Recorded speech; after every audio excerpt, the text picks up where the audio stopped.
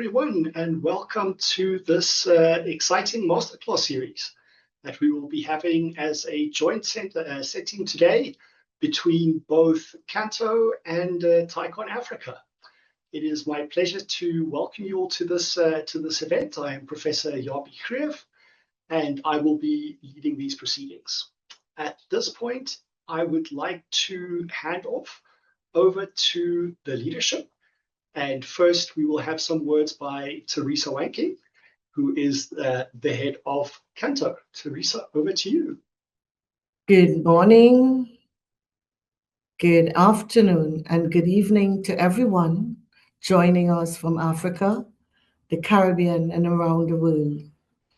On behalf of CANTO, it is my great pleasure to welcome you to this masterclass and to what marks the first initiative under our partnership with TICON. For us, this is more than a single event.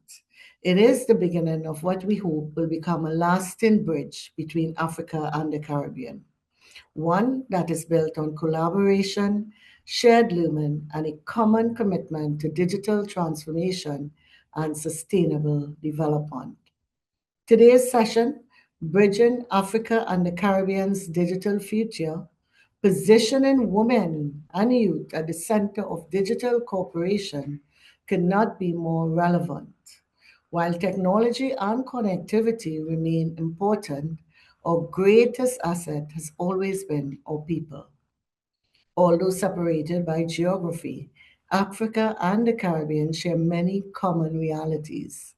We are rich in talent and innovation, yet we face similar challenges in building resilient digital economies, creating opportunities for youth, and ensuring that the benefits of technology reach every community. And that is why partnerships such as this matters. By working together, we can accelerate knowledge, foster entrepreneurship, and create new opportunities for innovation, investment, and digital leadership. More importantly, we must ensure that women and young people are not merely beneficiaries of digital transformation, but architects of it. They must be empowered to innovate, lead, and help shape the future of our societies. I encourage everyone joining us today to engage openly and think about the practical partnerships and actions that can emerge from this discussion. Let this masterclass be the first step in a meaningful journey of cooperation between our organizations, our regions, and our people. With that, it is my pleasure to welcome you once again, and I look forward to an engaging discussion. Thank you. Thank you very much, Teresa. At that point, I think we can hand over to David Go, who is the head of TICON Africa, to also give us his thoughts on this exciting event and the leadership that he can provide. Thank you very much. Good afternoon from Accra, and good evening, good morning to our colleagues from the Caribbean. I'm really excited to be here and also to share with you from TICON Africa our opening remarks. Distinguished speakers, partners, and participants, it is my honor to welcome you to this inaugural TICON Africa Masterclass, convened in partnership with the Caribbean Association of National Telecommunication Organizations, CANTO. Today's engagement marks an important milestone as we bring together Africa and the Caribbean in a focused, action-oriented digital dialogue. This masterclass is more than just a convening. It represents the beginning of a strategic cross-regional collaboration grounded in shared ambition and mutual opportunity. Africa, the digital economy, is gaining real momentum, with mobile technology contributing to $220 billion or 7.7% of our GDP in recent years. At the same time, Emerging technologies such as artificial intelligence are expected to unlock up to $1.5 trillion in economic value and create hundreds of millions of digital jobs by 2030. These trends reflect not only growth, but transformation across societies and economies. Hey, but yet, this progress must be viewed alongside a stark reality. Only about a third of Africa's population is currently online, which is very worrying, leaving millions excluded from the digital economy. This digital divide is not unique to Africa, and it underscores the importance of collaboration between regions such as ours that share similar developmental contexts and aspirations. It is within this context that the partnership between TICON Africa and CANTO becomes particularly significant. CANTO brings together a diverse and influential network spanning over 33 Caribbean countries, including telecommunication operators, regulators, and technology providers, supported by a strong partnership with regional and global bodies. TICON Africa, on the other hand, serves as a Pan-African professional body and a unifying voice for ICT professionals and associations advancing technology and innovations through conferences, research, policy dialogue, and skills development initiatives. Platforms such as TICON Africa Conference and Women in TICON chapter, we continue to create spaces for dialogue, learning, and empowerment, guided by a clear mission to harness technology as a force for transformation across the continent. Together, our partnership offers a powerful combination of strengths. This includes deep industry research and market access across the Caribbean, complemented by strong continental coordination, research depth, and ecosystem development across Africa. Importantly, we are united by shared priorities in digital policy, trust, resilience, workforce readiness, and innovation. This engagement also reflects a broader shift towards South-South collaboration, where regions with shared experiences come together to co-create solutions that are relevant, scalable, and sustainable. Africa and the Caribbean are uniquely positioned to lead in this space.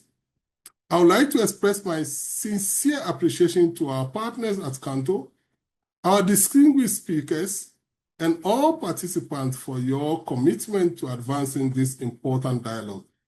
Your contributions will be critical in shaping the outcomes of this engagement. As we begin, I encourage you to engage actively, share insights openly, and think boldly about what we can achieve together. The opportunities before us are significant, and through collaboration, we can unlock new pathways for innovation, resilience, and shared prosperity. I thank you. Thank you. Thank you very much, David, for those inspiring words. At this point, I think we will start moving into the main section of this masterclass series. We will have our four speakers, Dr. Raj Pillay, Dr. Dixon Usuala, Elizabeth Maseche, and Dr. Charles Douglas. Thanks, Prof. Yapi Khrief, and let me also at this stage take the time to also greet the leadership that's online, the TICON Africa president and the leadership, the SGs of both Africa and the Caribbean. It's actually an humbling experience for me to come out and share with you, and also to collaborate in terms of our learning, our skills, and also to share some radical digital and innovation steps that not only Africa can take, but I think the collaboration between Africa and the Caribbean, and hence my bold topic today, bridging Africa and the Caribbean's digital future. President David, you can see it's work in the future. So it's not only coming here today to talk about this, but also to maybe put some one or two items that we can take forward and build and develop this and this partnership, which ties into your introduction. I've titled this a human-centric transformation. And my opening address, and I quote, "Today we gather not simply to discuss technology, but to discuss the future of our people. We are here because we recognize that digital transformation is fundamentally a human transformation." And I would like us to ponder on that. It's not only that we transform as humans, but we transform together in a path that embraces digital transformation. Program Director, a unique historic axis, I called it. And on my left, we can see I've structured a deep structural affinities, deep historical and cultural corridors connecting both regions, Africa and the Caribbean. Shared challenges across sub-economic and institutional scales, which must be looked at and must be embraced. The strategic imperatives to avoid isolated global markets. And we'll show a slide later on, Program Director, on how we can see the shift in the global workforce, where Africa will start taking certain leads in terms of providing the global workforce and the warm bodies. South, and we're talking about the South Digital Alliance. We talk about co-creating direct, non-mediated and knowledge transfer paths, a unified bloc representing 1.5 billion people in aggregate, creating collective resilience and shared technical standards. Socioeconomic obstacles, like we do in every area, Program Director. Well, I'd like to focus on 3 areas today.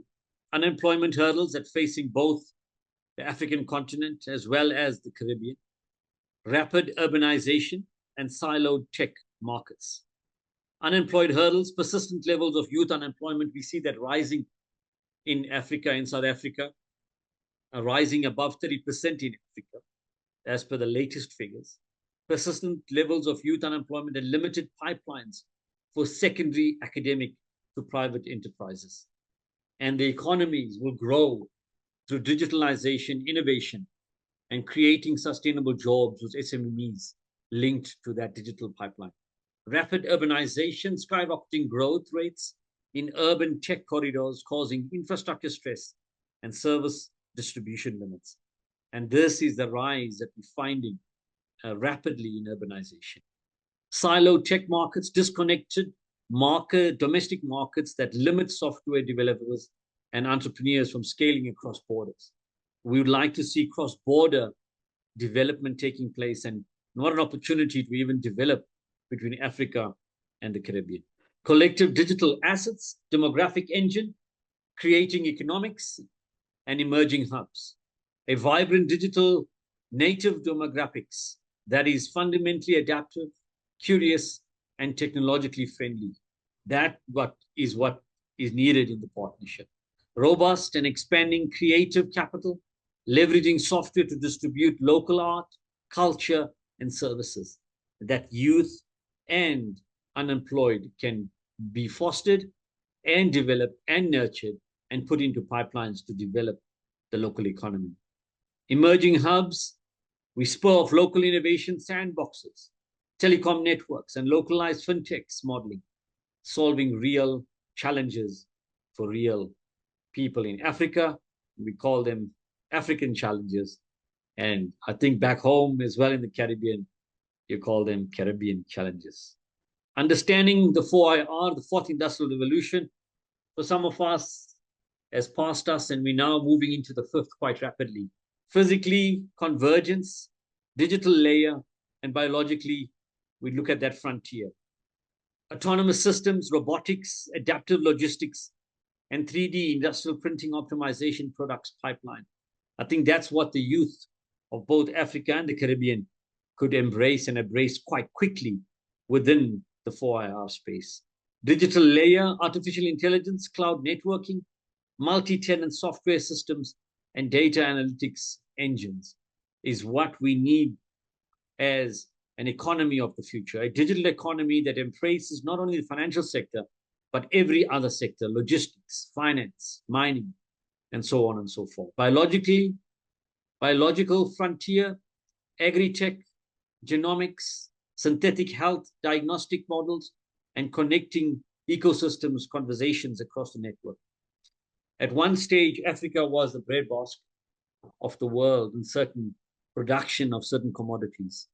So agri-tech, genomics is what we and the youth of Africa can focus as a base in which to learn, grow, develop, and share those skills between the both nations and countries.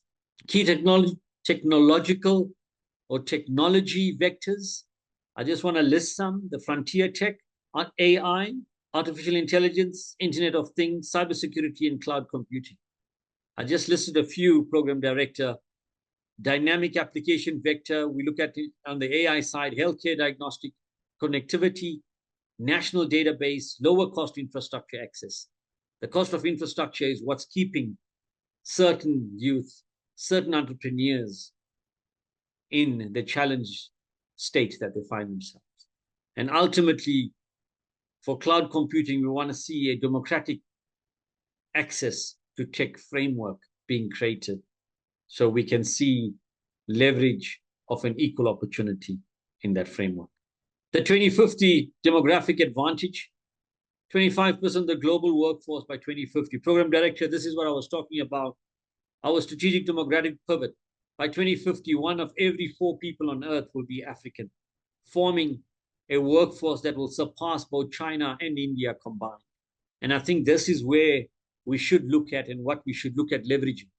This digital native, hyper-connected talent pool represents the single greatest opportunity to transatlantic cooperative growth in the next 2 decades. And this is our challenge to the leadership and the president. This is the challenge that we are facing, and I think this is what we should embrace. President David. Women-led tech acceleration. Research conclusively establishes that expanding female participation on high-value software, engineering, and digital sectors drive exponential GDP gains. And we can do that by equipping women with cloud, AI, cybersecurity competencies that will not only unlock, but create resilient grassroots business leadership, scaling regional stability, and modern services. Program Director, as we look at the core capability requirements on the digital core, human nuances and governance, we will always see governance as creating ethical systems that are designed for both resilient times, technological roadmaps, evaluation, active compliance strategies, and regulatory balance.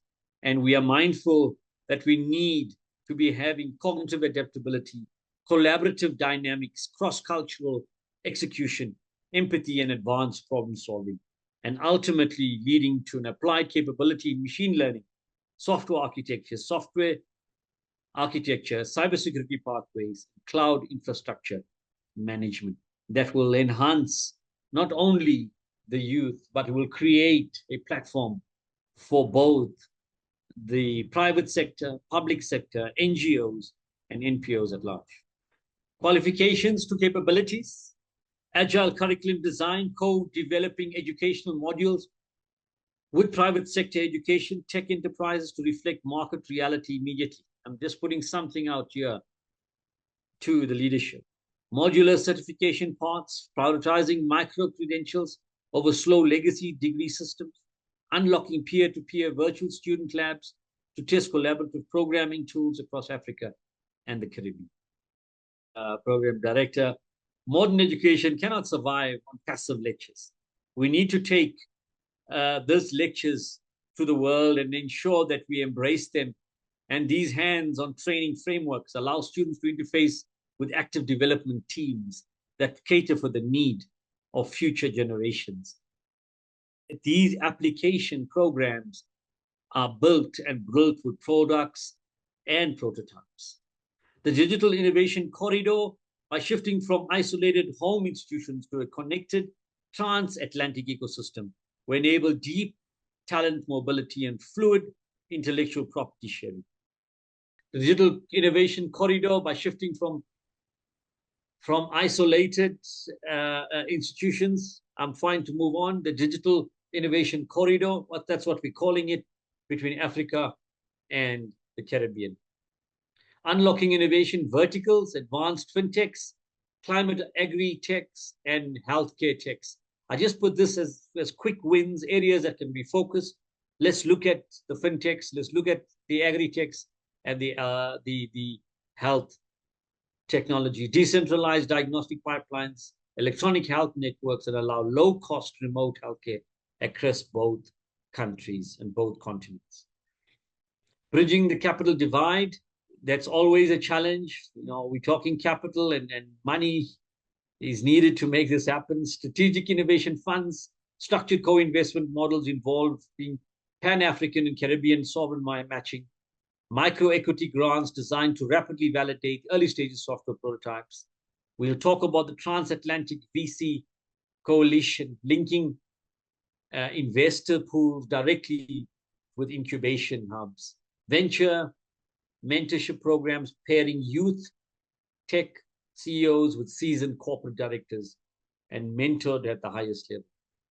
Securing sovereign systems, critical infrastructure shielding, modern data protection policies, and lastly, standardized policy alliance, creating regional regulatory compliance, baselines to permit easy cross-border transaction networks. Proactive technology policy, ethical AI design, and sandbox legislation, the dynamic sandbox guidelines to permit live fintech healthcare trials under monitored conditions, reducing friction of high potential startups to test and ship applications in under 90 days. On the ethical side, sovereign computing structures ensuring state independence from non and mono-tenant software frameworks. Leading through complexity, we talk about system thinkers, ethical stewards, and alliance builders. These are the three areas and pillars we can build. Program Director talking about mapping complex global value, evaluating commercial opportunities, and lastly, creating trusted ecosystems that connect public planners and bringing the three pillars together. Digital cooperative frameworks, I just put some priorities together. Program Director, priority 1, joint digital academics. Priority 2, women and youth tech hubs. Priority 3, cross-regional research networks. Priority 4, secure cloud alliances. Priority 5, public-private partnerships. The strategic urgency and Program Director, the digital future will not wait for our region. We must act now with deliberate unity, investing in our people before technologies. Empowering youth is not just development, it is survival. Empowering the future, we talk about youth, women in tech, and skills part. Digital trade corridor, Program Director, the Atlantic is no longer a barrier, but a digital bridge. I just put this slide to show you the growth patterns in the areas I've discussed, Program Director. Fintech adoption, cloud infrastructure, e-commerce growth, and mobile broadband, ranging from 82%, 75, 82, and 92%, respectively, within the region. Program Director, as we move to the closing remarks, I'd like to thank you for this opportunity. I'd like to also thank the leadership for this engagement. And I wish the partnership everything of the best, and it will grow from strength to strength. And when we look back, we can look at some of the discussions today and the various other speakers and make sure that Africa and the Caribbean is a better place tomorrow. Thank you very much, Prof. Thank you very much for your comments and for your interesting slides. I think this was very enriching. I think I have one question. I think we'll keep it to one question just so we can stick to time. You spoke about the youth and the great potential of our youth that we have in Africa, and that in 2050 we will have more youth than any other country on the earth. But all of these youth are in Africa at the moment, and they all have this potential, and they are digital native, and yet we struggle with employment. We struggle to actually turn this demographic dividend into something that is valuable to the youth at the moment. If you could capture one thing that we should do differently in order to translate this into value for those youth, rather than just aspirational ideas, what would you say that would be? Thank you so much, Program Director. I think for me it's a twofold response. And I've done this. I work with the youth in South Africa, and I've also adopted certain mentorship programs in the township economy, which we call back in South Africa. So it's twofold. Firstly, the challenge is the cost of, I want to call, being in the digital economy to a youth. That cost, we have to lobby for it to be reduced, because that will create more opportunities for example, a youth that's running a spaza shop, Prof. Yapi, in Alex. The cost of that purchase power then diminishes and reduces. That's the first part. The second part is then, how do we have access to the youth? And I've put it in my presentation. How do we create access of the youth to the executives of these fintechs that we have?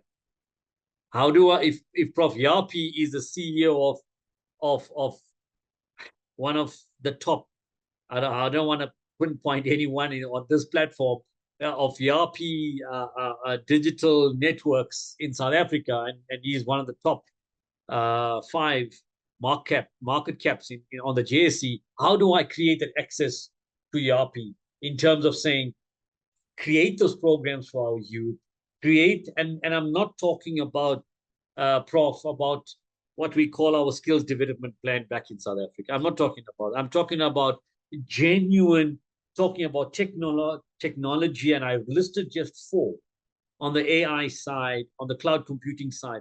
How do we develop that skill with our youth?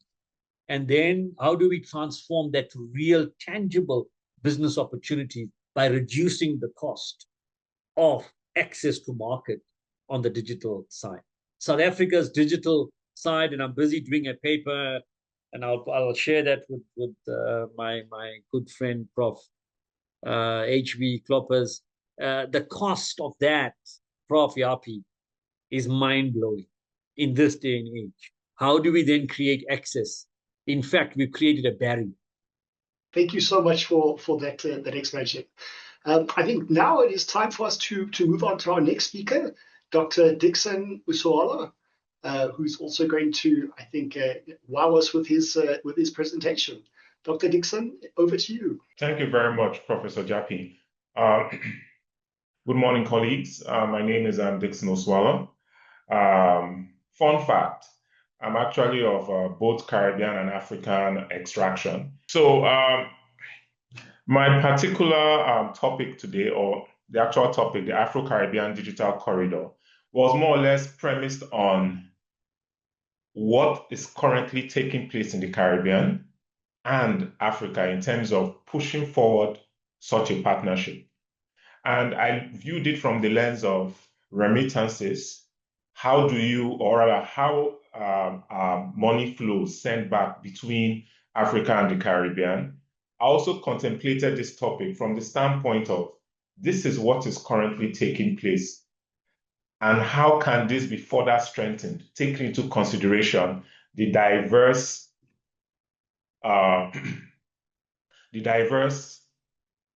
contributions that could be made moving forward in the future. We contemplate the Afro-Caribbean Digital Corridor, and I'd like to draw some emphasis to what could accrue as a result of this collaboration. Currently, trade flows sit at a minimum of $729 million US. And this is between Africa and the Caribbean. It should be noted that this value was prior to the introduction of the Pan-African payment system. And it's stated here that modern business-to-business e-commerce implementation could scale up to 2.1 billion. I have a slide further down that will speak to this. But I also like to take our attention to the regulatory convergence, because when there's seamless or there are synergies in terms of policy, it reduces cost for digital cross-border services, as well as enabling the policy frameworks that will be needed to ensure that these take place. So, for instance, at the Caribbean level, we have the CARICOM single ICT space, and the intent is to ensure that there's structured integration with the AU's digital transformation strategy. So we go to pillar 1, trusted and resilient digital infrastructure. The key word here is trusted. We're all aware we have different viewpoints across demographics, both in Africa and Caribbean, as to whether they see digital financial services as being trusted, or whether said digital financial services are not prone to fraud. So under pillar 1, the intent is to construct high-speed transactional networks and secure physical digital highways that enable secure, keyword, secure, trusted, transatlantic financial inclusion and robust data sovereignty. So under cross-border payment integration, I'd like to draw your attention to the Afreximbank and CARICOM alliance. Now, this is a historic framework that was established to link clearing networks across the Atlantic Ocean, establishing low-cost pipelines. Case in point, just last week, the Afreximbank hosted their inaugural roadshow in Bahamas on the 1st of June, and they held one in Jamaica on the 4th of June. Now, I also like to draw attention to the PAPS and CAPS gateway. This is the crux of the data infrastructure here, which links the Pan-African payment and settlement system with the emerging CARICOM payment and settlement architectures. Case in point, we have a financial institution that treats with the central banking for the Eastern Caribbean states, which is known as the ECB. Now, they had discussions with the Afreximbank, and they've also tested the PAPS gateway, linking it to the Caribbean payment and settlement architecture here.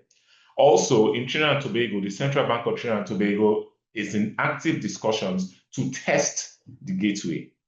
Then we have issues such as local currency clearance, and this treats with processing delays. So rather than sourcing US dollars, we can now treat in the local currencies. So for instance, the Haitian gourd could be used to transact business with the Ghanaian cedi or the Nigerian naira without having to use the US dollars and intermediary currency. We now focus on the regulatory core for digital growth.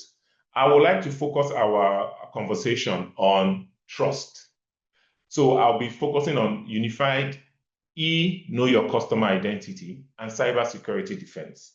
So we have to ensure that digital verification treaties lower the time to onboard said fintech services, as well as prevent high transatlantic fraud. So for instance, it may be a case that in the Caribbean, the default position is to use national identity cards, whilst in Africa, it may be you put in a scanned copy of your biometric page of your passport. So there will have to be some synergies as to what form of identifications will apply across board, and this will more or less lower the time to onboard said services. Then cybersecurity, creating shared crisis hubs. There has been a lot of discussion as to points of entry or points of weaknesses within the value chain in terms of the provisioning of digital financial services. We want to ensure that if a particular application is used in Africa or used in the Caribbean, that is not an entryway for malicious cybersecurity events. And this could be treated, or rather catered for, by creating shared cybersecurity hubs. So for instance, in the Caribbean, we have what we call the CSIRT, which is the Cybersecurity Incident Response Team. And the view here is to have similar or something similar in Africa, where there could be close collaboration. So we move on to Pillar 2, which is the next generation human capital development. The key word here is elevating critical digital capacities, whilst eliminating structural gender technology imbalances across borders. It pleases me to say that in the Caribbean, when it comes to digital inclusion, we are women ready. And you see in most of our statistics that women play a pivotal role in their access and use of ICT and digital services in our region. So this particular pillar is very, very important because we have to ensure that across the demographic, we are elevating critical digital capacities. So here I present some stats. Currently in the Caribbean region, we have digital inclusion surveys currently being undertaken. So this is the most recent digital inclusion findings from the Hector region. The Hector region comprises of Grenada, Dominica, St. Lucia, St. Vincent and the Grenadines, and Dominica. So I would like to draw your attention to gender parity.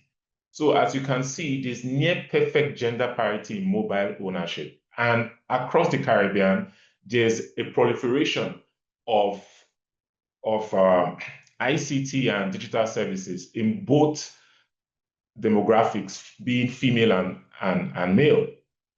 We also show that females lead in internet usage within the Hector region. But I'd like to draw your attention to the digital skills gap. And you can see that 1.5% to 2.6% have the advanced skills, while the basic skills accounts for a larger proportion of the demographic. We need to address this.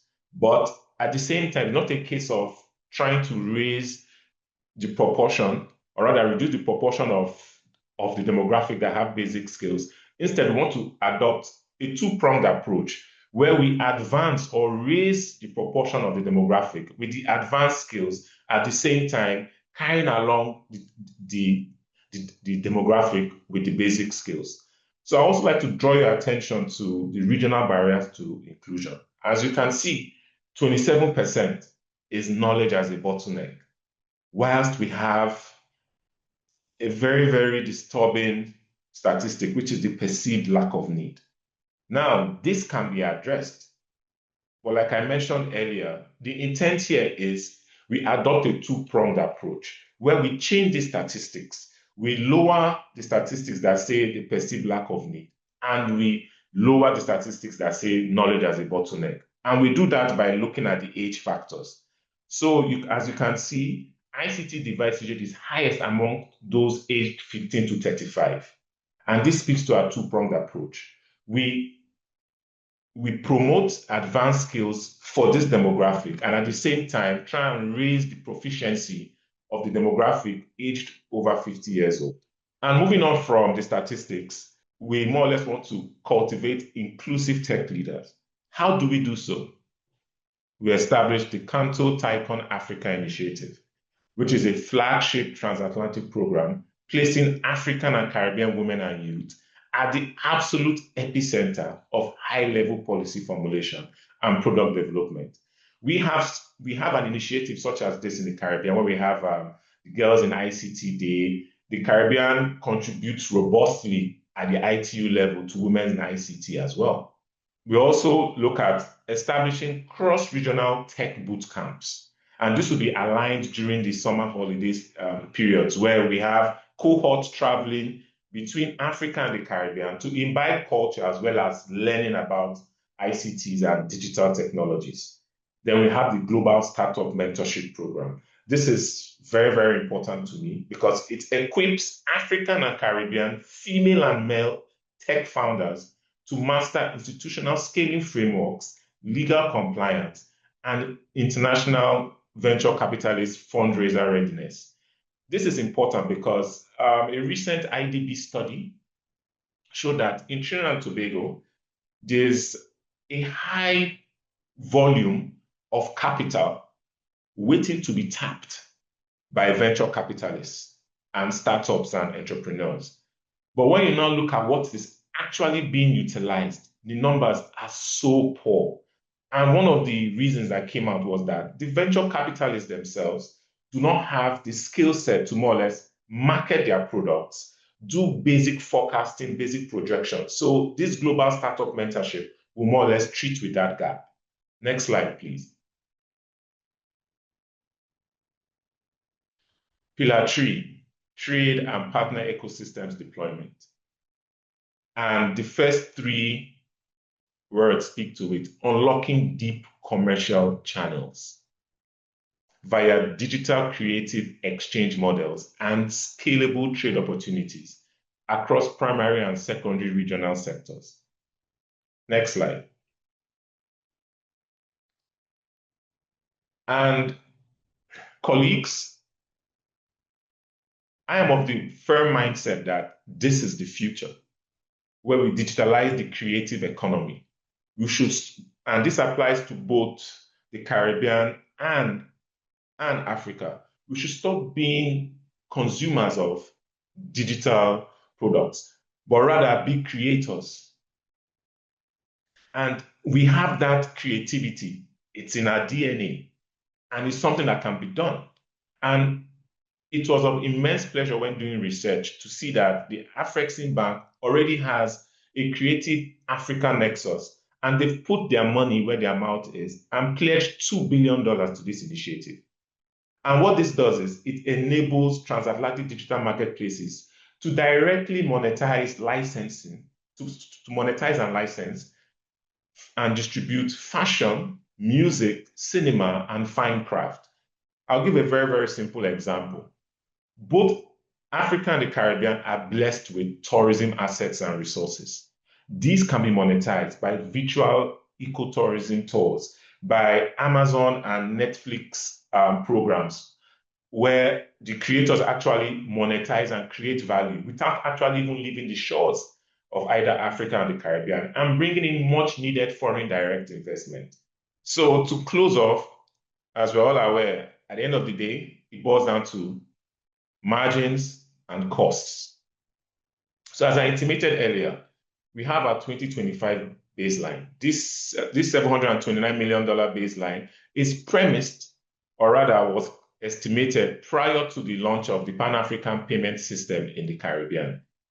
So at 2025, the current trade was at $729 million.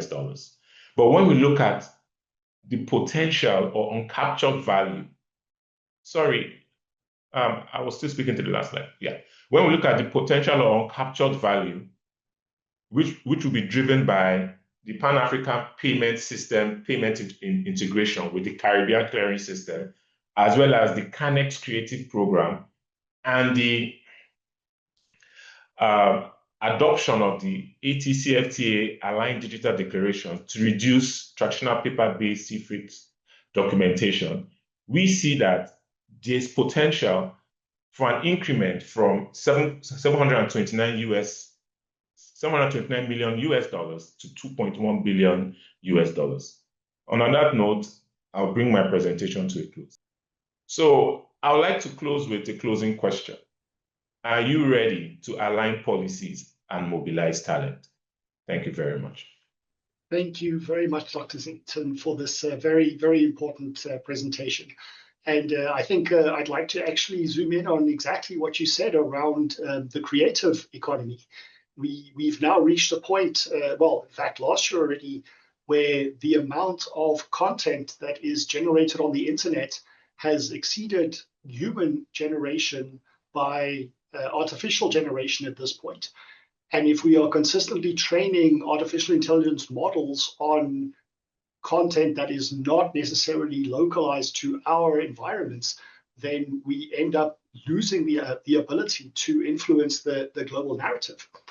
But at the same time, in trying to incentivize and fund these creative endeavors, you mentioned using platforms like Netflix and the international kind of platforms to distribute this content.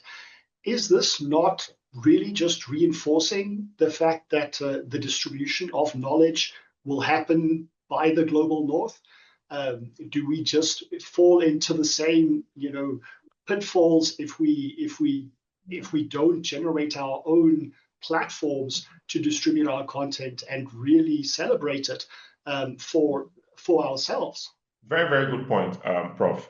I will start off with innovation does not occur in a vacuum. So the intent here is that Africa as a whole, and even the Caribbean, will build our own, be it streaming platforms, be it content delivery platforms. But in the interim, we use what currently exists to bring awareness to the fact that this is who we are, this is what we can contribute collectively, given the strong cultural synergies between Africa and the Caribbean.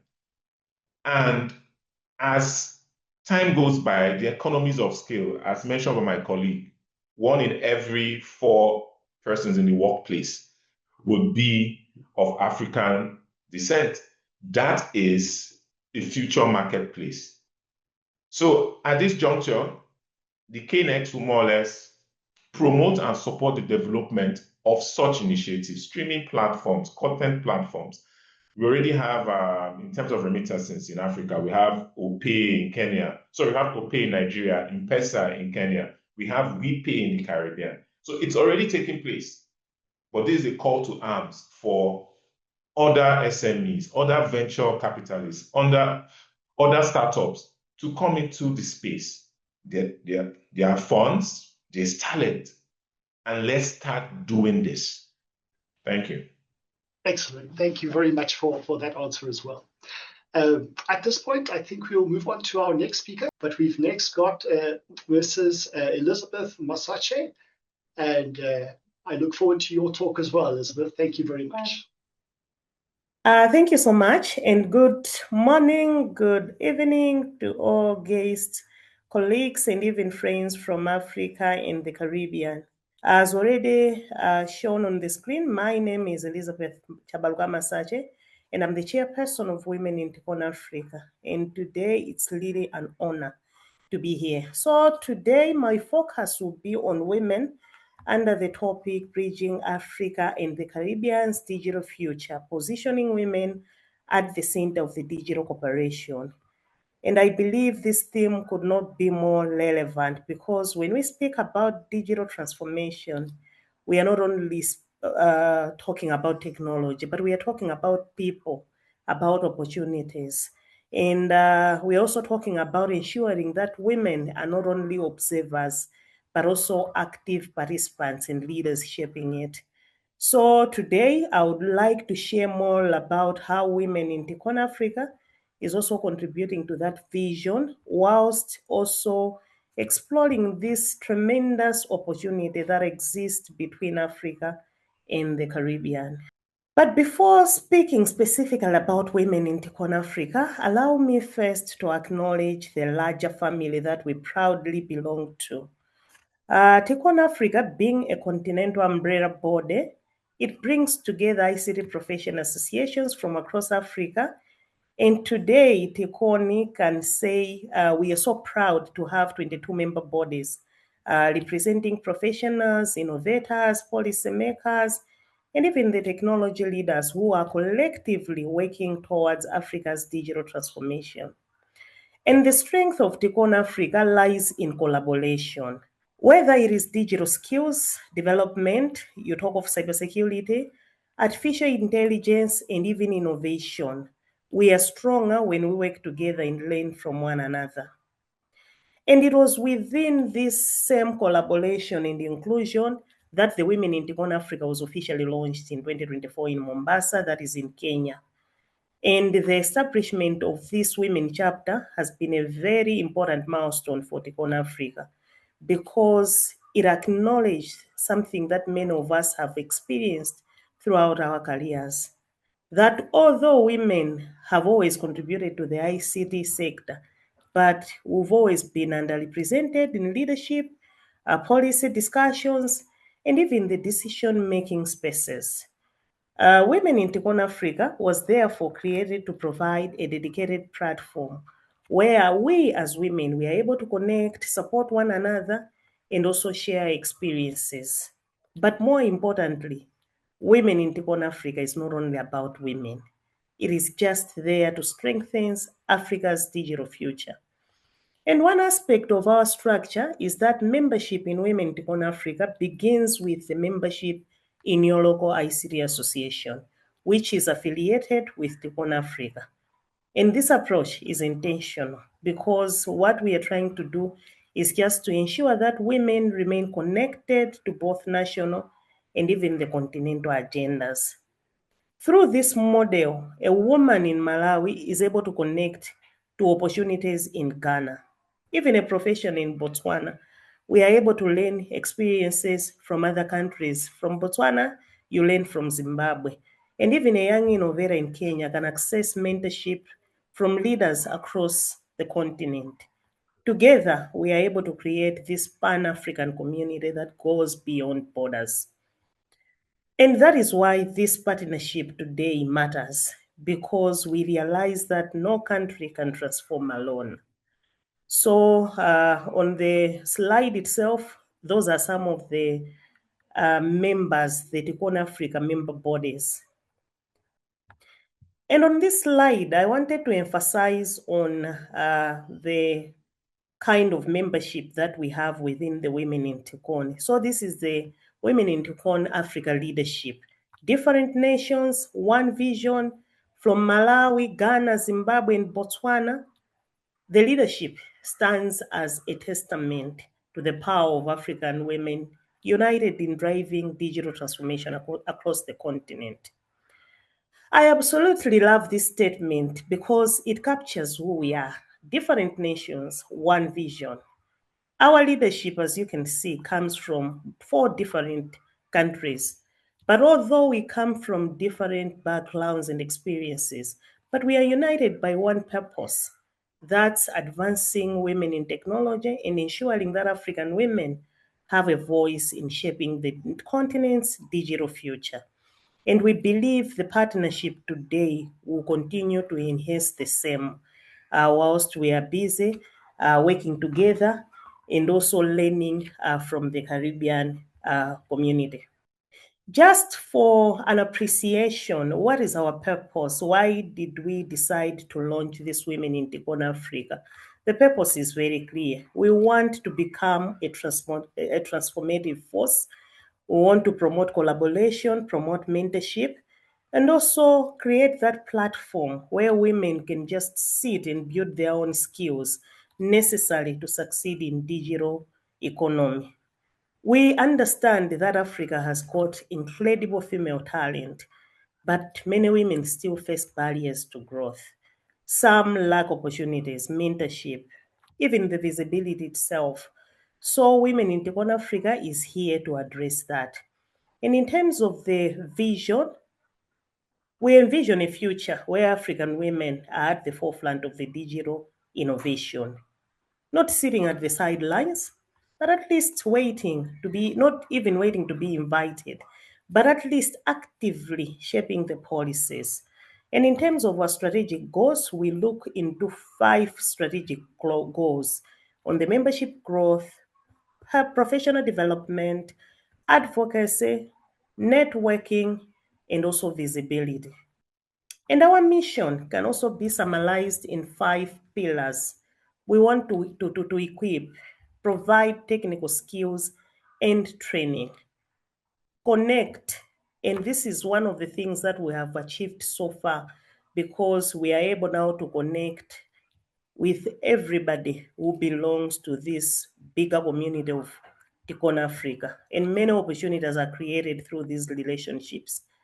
We are able to inspire. Success stories create confidence. And sometimes people simply need to see what is possible through somebody that they admire most. We are able to see what others are doing in other countries and be inspired. We've got a number of role models that have been also onboarded on our platform, and people are able to learn from the same. We want to provide access, inclusivity, where we are able to welcome women from all backgrounds, because technology, we believe, should be able to belong to everybody. Now, after sharing more about the women in TICON Africa, this is what now we are looking forward to as we are setting the context for Africa Caribbean digital cooperation. As we shift our attention to this particular partnership, we believe there are three areas that are particularly important. First of all, we share common digital challenges. And I believe both Africa and Caribbean, we face identical shared friction points, fragmented innovation ecosystems, infrastructure gaps, and even limited digital skills. However, one particular thing that we've always noted, even as we are dealing with ourselves within Africa, is that we've got shared assets, which we believe even this partnership would bring that. We possess the youngest, most energetic population on earth. And when we say we are moving women into the digital leadership, this is an economic necessity, because looking at even the numbers within the World Bank, where they say globally at least 1.2 billion youth will enter the workforce over the next decade, but only 424 million jobs will exist. And we believe to bridge that massive gap, we must unlock the trapped economic potential of women. By saying this, I believe by aligning our cross-regional efforts through joint programs in cybersecurity, data analytics, and even the digital trade, we will not only achieve the social equity, but we will be able to boost our GDP and also amplify our unified global voice. And also, by working together, I believe African and Caribbean can speak with a stronger and more unified voice on issues such as when we're talking about the digital trade, data governance, and even the emerging technologies. We believe we can strengthen our collective negotiation power in global forums on all these issues of trade, data, and technology policies. But now turning into our full attention to the foundational cornerstone of our partnership. Number one, on the talent, skills, and leadership pathways. When we look at the global tech landscape, I believe the issue has not always been lack of talent among women. It's always been lack of structured pipelines. And we cannot expect women to lead the digital revolution if they are still excluded from mastering its tools. We understand that as of now, women make up almost around 47% of STEM graduates, and yet around 30% are on tech roles. And on leadership positions, it's only 12%. And these numbers are telling us something important. The issue is not necessarily on entry, but I believe the issue is on progression. We are not losing women at the start. We are losing women along the journey. That's why I believe this partnership must prioritize leadership pipelines for women. We should be able to prioritize cross-regional mentorship. And when we're looking into that, our core initiatives in talent development, we must be able to talk about collaborative training and skill development. We should be able to move past the traditional or isolated education models. Through Women in TICON Africa and through this partnership, I believe together we can champion the use of joint academies and also the virtual masterclasses as we are doing. Because at the end of the day, the goal is simple but urgent. We want to align training curriculum with the real-time market demands. And apart from that, we should also be able to actively empower women to overcome the systematic barriers. We know that most women in almost all the countries that we are dealing with, we face the same socio-economic hurdles. And we can only answer this challenge by at least providing the targeted scholarships, designed flexible learning options like the virtual learning, even building robust supportive peer networks so that no woman journey through tech alone should be left behind, but all of us should move together. And at the same time, in terms of the talent mobility and regional alignment, I believe it's not enough for women to be qualified in Malawi, in Ghana, or in South Africa, but our skills as women must be able to travel. We should be able to structurally align certification standards across the African and even the Caribbean regions. And in terms of the leadership, mentorship, and governance, I believe building technical competence is only half the battle. But if we are able to train our women in technology, we should be able to do that. But we should not only train the women, but also push them to the boardrooms. We must be able to address the leadership, the mentorship, and even the governance. But to sustain this, we can also launch the cross-regional mentorship pipelines, whereby we are able to establish formal partnerships that go beyond the casual advice. And on pillar number 2, that is innovation, trade, and institutional partnerships, innovation should not only be limited to major countries or major cities, but I believe it should be inclusive, not limited only to privileged few. Because when women are empowered, they create solutions that address real challenges in the society. So today, if you look at a woman tech entrepreneur, you would notice that we face a massive war when trying to access capital, scale, or even be able to break into broader markets. But I believe partnerships like this will help us to create that cross-border digital trade corridors that will allow us to scale smoothly. And in terms of the trusted, resilient, and forward-looking digital ecosystems, technology alone does not create trust. I believe people create trust, institutions create trust, and leadership should be able to create trust. So as we are looking into this particular digital ecosystem, we should be able to bring inclusive leadership that should strengthen cybersecurity and even institutional resilience. We should be able to engage our young girls for future relevance and innovation. And we should also bring inclusive ecosystems, build confidence among users, investors, and even partners. A digital ecosystem cannot be trusted if it fails to protect or represent the people it is trying to use, those that are trying to use it. I believe inclusive leadership fundamentally strengthens organizational resilience and cybersecurity. So we should be able to create clear leadership pathways and targeted capacity building opportunities. We should be able to ensure that women are represented in decision-making and even policy spaces, support women-led initiatives for sustainable social and economic impact. Now, the general question is, are we able to translate this particular dialogue into measurable impact? Let me be entirely clear.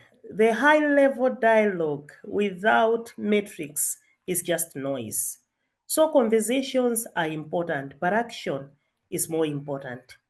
Success should not be measured by the number of meetings we hold or by the outcomes only, but we should be looking at it in both ways. When we are looking at outcome, we should be able to say, this is the number of women that have been trained. This is the number of startups that have been supported. And these are the kind of partnerships that we've been able to create. And how many girls have now entered into the STEM field? We should be able to count that. I believe impact should be measurable. We should be able to measure progress with data. At least we should be able to use indicators and even the data-driven evaluation methods where we are able to ensure there's transparency and also continuous improvement. I believe what's measured gets improved. And this particular partnership demands unyielding accountability. We should be able to provide clear program pathways and also the performance metric from day one. And in conclusion, our call to action. I believe the future we are discussing today is achievable, but it will require a collective leadership. Governments cannot do it alone. The private sector cannot do it alone. And even professional bodies that we belong to cannot do it alone. We need partnerships, we need collaboration, and we need intentional investments in women and young people. But above all, we need courage to move from conversations to action, because we believe if we are supported and if women can rise, communities will rise as well, and economies will grow. And when the African and the Caribbean collaborate, we believe together we can unlock possibilities far greater than either region could achieve alone. So as I conclude, I'll leave you with these words from Helen Keller. Alone, we can do so little, but together we can do so much. Thank you so much for your time and the shared vision. To connect with us, the last slide has got all the information. Thank you very much, Elizabeth. That was very enriching. I think one question that does come up really is that although skills are definitely one of the things that we need to focus on when it comes to training up women to take on leadership roles, we also know that there are intense socio-cultural problems that we need to overcome. If I look only in South Africa, we have incredible programs to train women leaders, and yet at the same time have incredibly high levels of gender-based violence. So as tech hubs in both the Caribbean and Africa, what responsibilities do we have to try and take on these problems that are more fundamental than just skills-based questions? To address that question, I think what you've just shared is indeed what is happening, because we can not only look into the skills, but there's a lot that is also involved to make this particular woman that we are talking about to succeed. I believe there are a number of things that should also be done just to make sure that women go beyond the skill line and also be able to show up.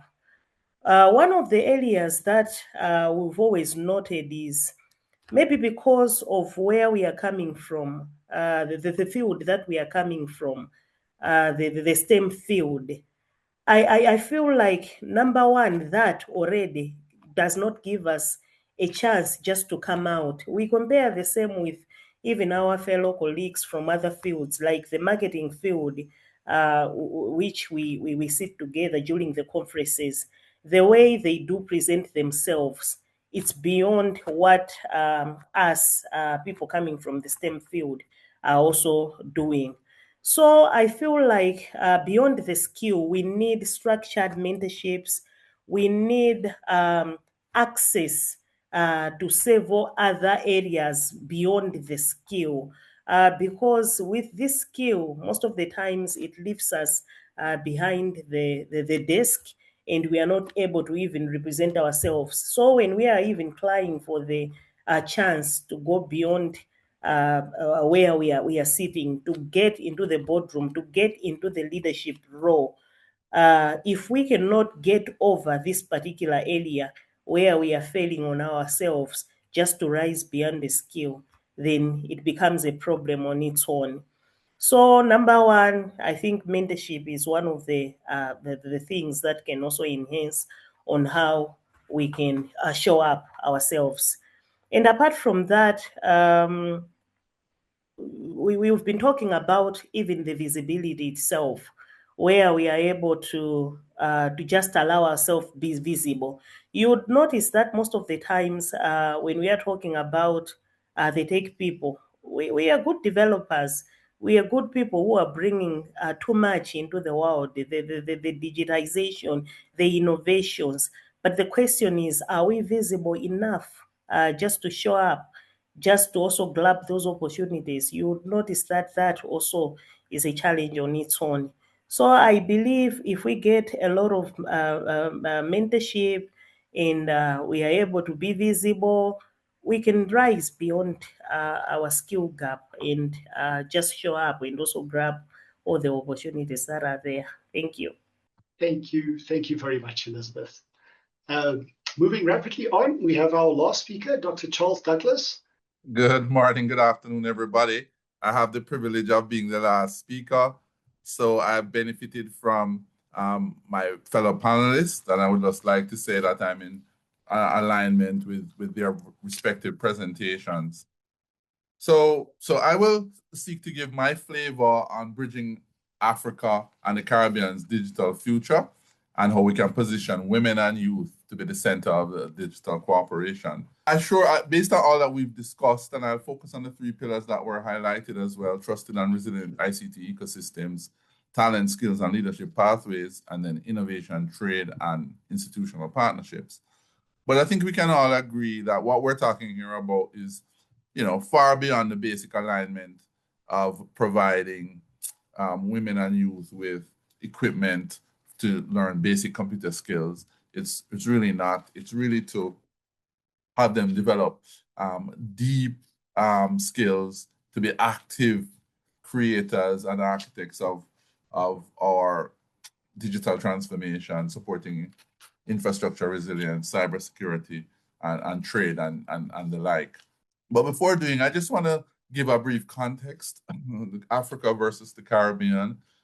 We have many similarities, culturally and otherwise, but we also have differences. I mean, Africa, we're talking about some 1.4 billion people with a hyper young demographic. My research saying that the average age was like 19 years versus Caribbean in the 30s. And we are relatively small, 44 million people separated by the Caribbean Sea. Many countries have very small populations that we can't scale in the same way that Africa can. Of course, with high costs for network build and deployment, we have high sunk costs in the Caribbean and in many areas, very thin market demand, and that poses a challenge to get a return on investments. And of course, in Africa too, in aspects in certain cities, very hyper competitive, multiple players, and they have their own challenges as well.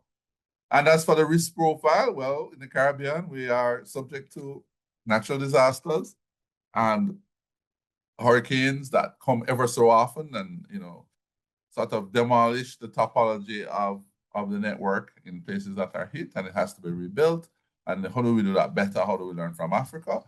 And of course, Africa has its own challenges with just political stability, depending on which country you are in, and how the network gets distributed and how it's supported by power. We also in Caribbean have challenges with electricity. Just a high-level look, you can see that mobile in the Caribbean is really, we have a high degree of penetration, although it's a lot of multi-SIM users, whereas in Africa it's also high, but you have a bigger and better mobile ecosystem, which you use for fintech, banking, a lot which we can learn from in the Caribbean. Internet penetration, again, seemingly we seem to be better in the Caribbean, high levels of penetration, but given the scale of Africa, even where it may be lower, it has a bigger ecosystem to generate innovation and creativity, because it's just, larger, much millions of people as opposed to a few thousand in the Caribbean. Next slide. So before I go to my next slide, can you go one slide back? Before I go to my next slide, though, I just want to quickly, speak to the elephant in the room, right? Because we are talking about bridging Africa and the Caribbean's digital future. And when we, through Strand Consulting, GSMA, and other players have a look at what the future for the Caribbean will be, we realize that there are huge investment gaps. We haven't built the network yet for the future. We have good networks, but we haven't built the network yet for the future. Strand has estimated that there's a US 9.25 billion to US 14.25 billion investment gap in the Caribbean to get to where we want in 2030. You'll be happy. It will be good to hear what those numbers are in Africa. In the Caribbean in 2023, when they did this study, there was a coverage gap of 3% in the Caribbean, but there was a usage gap of 46%, covering roughly about 15 million people from a population of 44 million. Right now, the average data user is about 3 gig per user on mobile, and it's expected in 2030 to go to 15 gig. And of course, this would require, improving our capacity by a multiple of 5 times, which speaks to the investment. We have 4G adoption. If we want to get to 90% by 2030, another $2.4 billion US dollars. And for 5G, if we want to get there 50% by 2030, we need some 450 million US dollars. Now, I think it's fair to say that the telecom revenues from the telecom market that build this infrastructure is pretty flat. So the money is really not there. And the question is, how do we monetize the networks that we build, the infrastructure that we have, to have other users that benefit from it, share in its maintenance and deployment, such that we can get to where we need to get to in the future, both in Africa and in the Caribbean. So it'd be really good to see how those market dynamics play out. Notwithstanding, we have to use what we have. We have to be optimistic, and we have to look for the synergies between the Caribbean and Africa in the best way that we can. And there are lots of opportunities notwithstanding. But I just didn't want us to have a conversation and not realize that there are major constraints there. So if we look at just being trusted and resilient, what we have in common, we depend on subsea cable architecture, some of which we don't own, some of which we may have consortium interest within our own markets, but they have their own vulnerabilities. They have to be maintained, and there are risks associated with them, given the region in which we are for natural disasters. We have severe climate in the Caribbean, as we touched on, and so we need more underground facilities. We need to harden the facilities, and the ability to build back better. Everything can be underground. That's huge cost, and this applies both for telecom infrastructure and electricity as well. And build more cybersecurity, capabilities as we seek to get to being digitized. We have to have the talent, and we don't always have that talent to do these cyber audits and to solve for problems and intrusion on networks. It's still a highly specialized skill, and it's scarce, if we call it that. And that we need to also focus on, and the youth and women are poised with a disposition to developing those skills and the creativity and imagination to help us move forward. Similarly, we need to sort of decentralize our architecture as best as we can. There's the thing about digital sovereignty and how we localize cloud infrastructure. What do we want to keep on island, and what will we have to send off island? IXPs have their critical role. Internet exchange points have their critical role to allow us to, even if there's a cut and a subsea link, to still be able to communicate locally. But then this calls for education, and also a national disposition of using names with our own domain name, right? Like .gm as opposed to .com, which it has to go to Napa of Americas and elsewhere. So there's not always knowledge about that, and there needs to be more emphasis on domain naming to really sort of secure and make our infrastructure resilient. And of course, youths are at the cutting edge of this, right? They are the ones that are creative. They are smart. They are curious. They have the energy for learning and the zest for learning, along with women in most of our universities in the Caribbean. I mean, women out-matriculate men, but in a material way. So women are on their path, just as was said by my previous speaker. They don't really get into the seats of leadership or at the top of ICT organizations, and we need to get more women there so that they can drive and influence policy and show their creativity. If we turn to that, just dovetails in us talking about talent, skills, and leadership.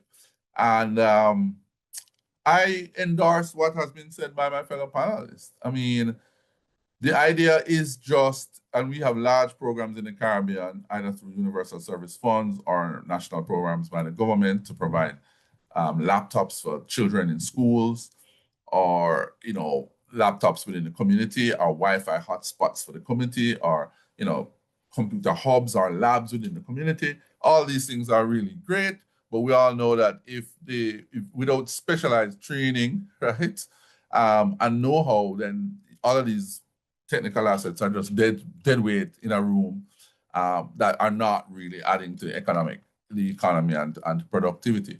So there has to be a twinning between making access available, making the equipment available, which is a challenge in itself, but then also the associated skills along with that, with access to the equipment, so that they can really blossom into young men and women with a lot of skill and ability and working and remain within our region, so we don't have a brain drain, right?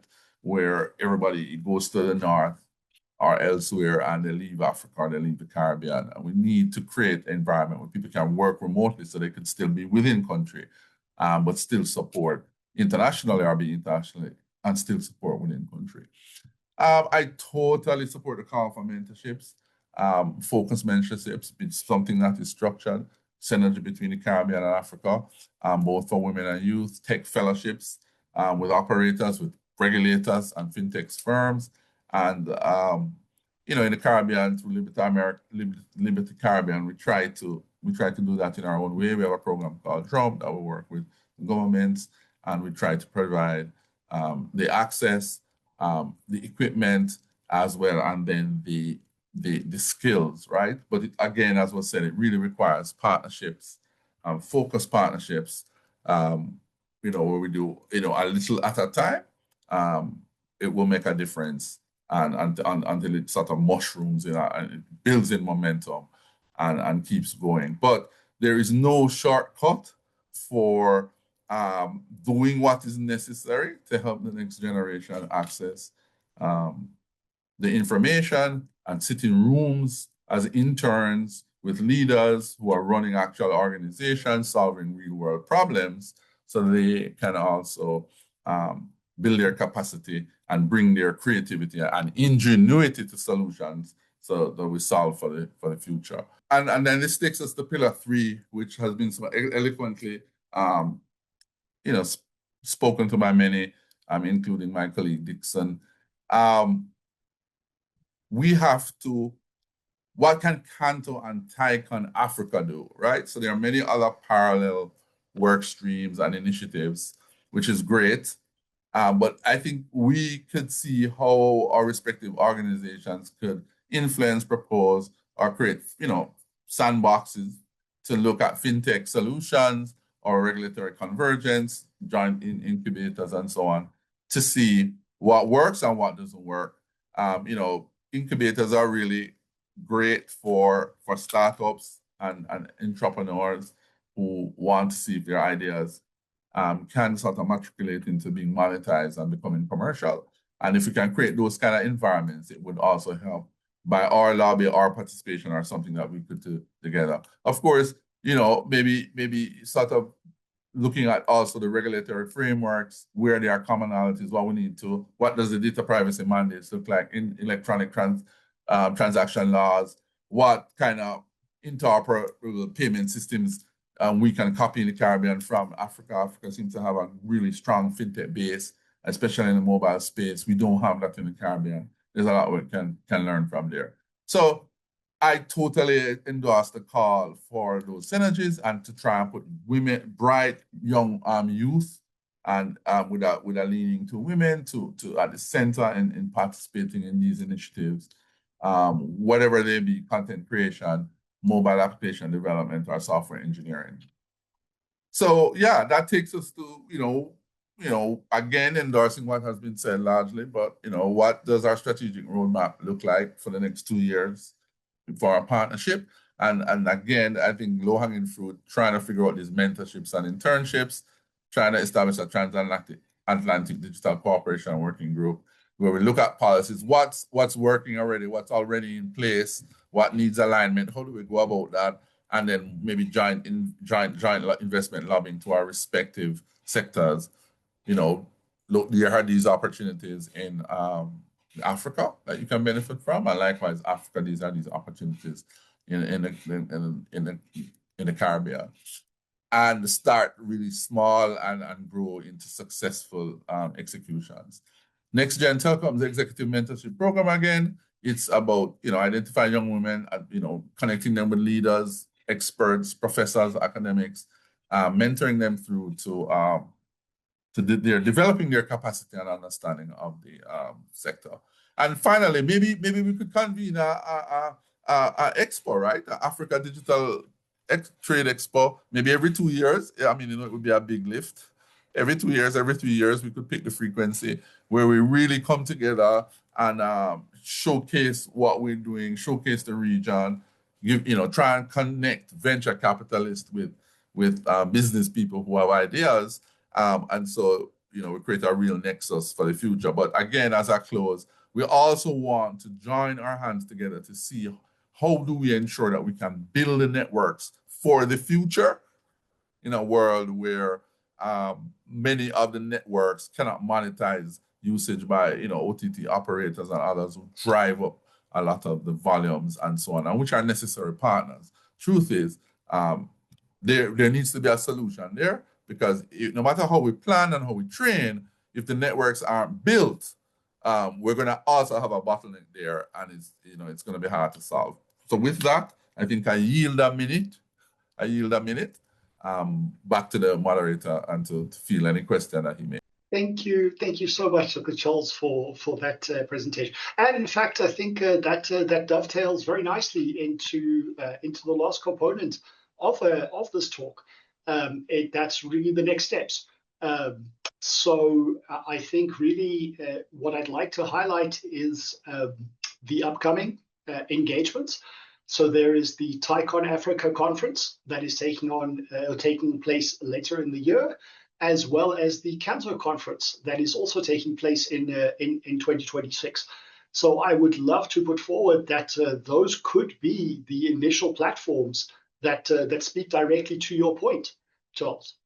So I think that really is an opportunity for us to build these connections more effectively. Absolutely.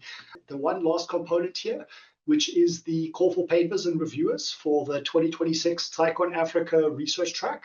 So the call for papers is still open till the 17th of June. So if you do have a paper that you would like to speak to at the conference, please consider joining.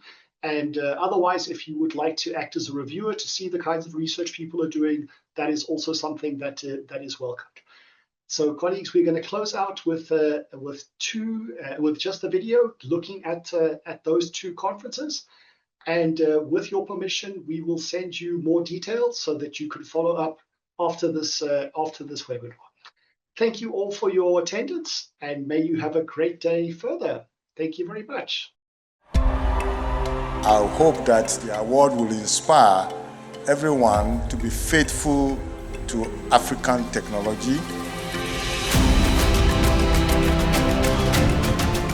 This is the best, greatest conference in the world. Tonight is obviously about recognizing talent.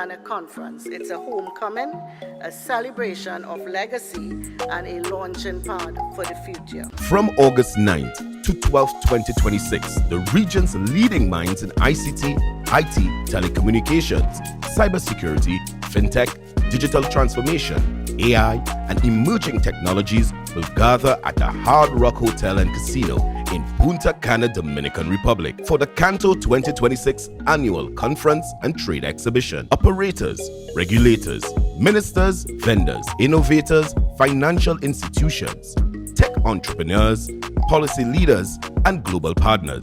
This is where strategy meets execution, where infrastructure meets innovation. CANTO 2026 Annual Conference and Trade Exhibition. Elevate the Caribbean from connectivity to global competitiveness.